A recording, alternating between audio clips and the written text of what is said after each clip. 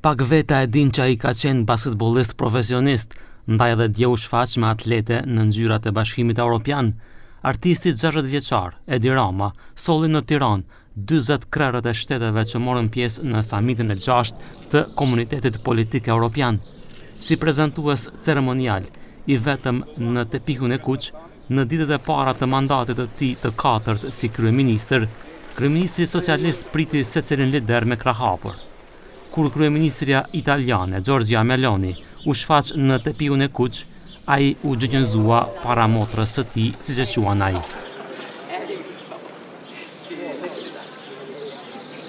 He only does it to be tall as me.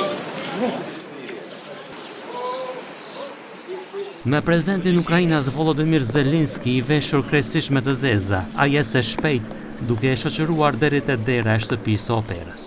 Presidenti francez Emmanuel Macron e krijoi këtë samit 3 vite më parë, pas fillimit të luftës në Ukrainë.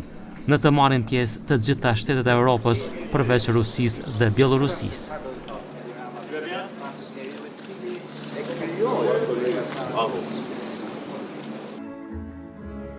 Udur krah për krah në shtëpinë e operës, liderët shijuan muzikën tradicionale dhe ndoqën vallëzime. Salla shpërtheu në të qeshura kur në ekran u shfaqën imazhe të liderëve si foshnja.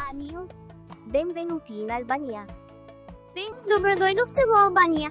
Diskutimet u zhvilluan në shtëpinë e Europës, një tendë e madhe e ngritur në sheshin kryesor të Tiranës e dekoruar me vizatime fëmijësh që paraqesin ëndrat europiane të Shqipërisë. I have first to share sensitive information.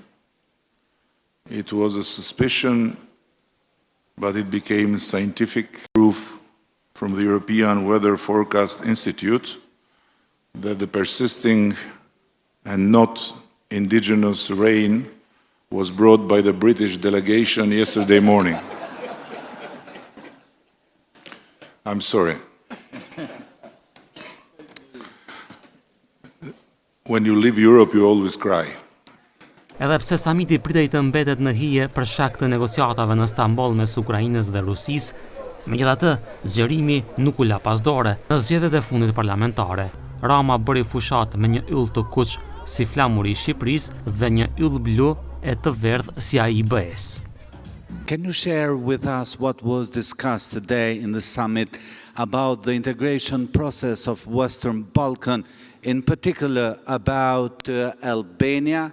Because as the Prime Minister Rama have said, we've been waiting for a long time to get married with the European Union. Thank you. We didn't marry today.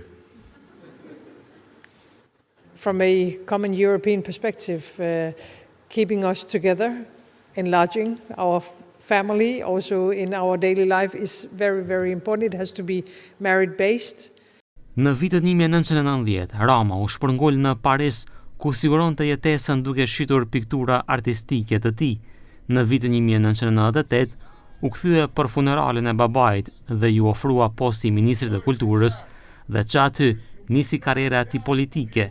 Gati 30 vjet më vonë, ai u premtoi qytetarëve se Shqipëria do të jetë pjesë e BE-s deri në vitin 2030.